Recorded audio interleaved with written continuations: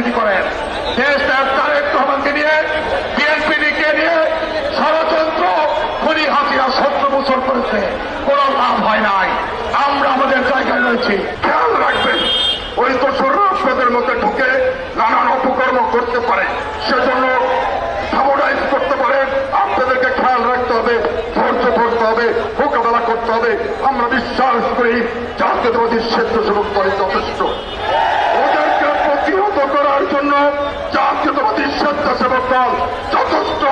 আজকে সারা বাংলাদেশে জাতীয়তাবাদী স্বেচ্ছাসেবক দল বিক্ষোভ করছে। আজকের বিক্ষোভ মিছিলে আমাদের কোনো সমাবেশে কথা হবে না, কথা হবে শুধু একটাই, জামাত শিবির রাজাকার এই মুহূর্তে শফিক তুমি মুনাফেক, আয়নার দিকে চাইয়া দেন, মুনাফেক আয়নার দিকে চাইয়া দেন, শফিক তুমি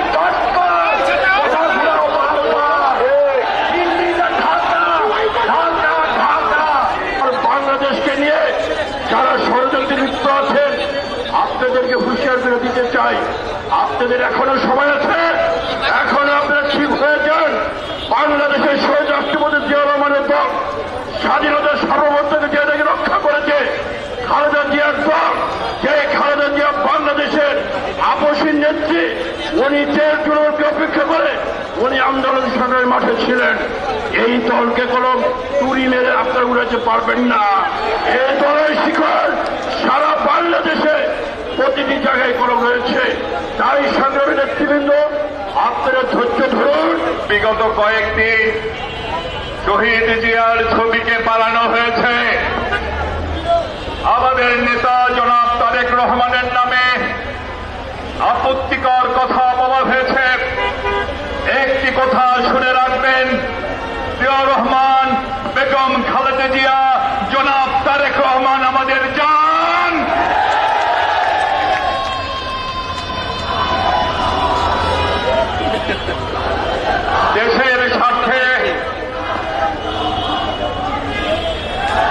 দেশের স্বার্থে আমরা অনেক কিছু সহ্য করছি, ঐক্যের স্বার্থে আমরা অনেক কিছু সহ্য করছি, কিন্তু মনে রাখবেন আমরাও কিন্তু মানুষ।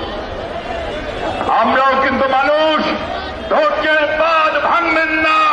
যদি বাঁধ ভেঙে যায় জাহান্নাম পর্যন্ত ধাওয়া করবো আপনাদের।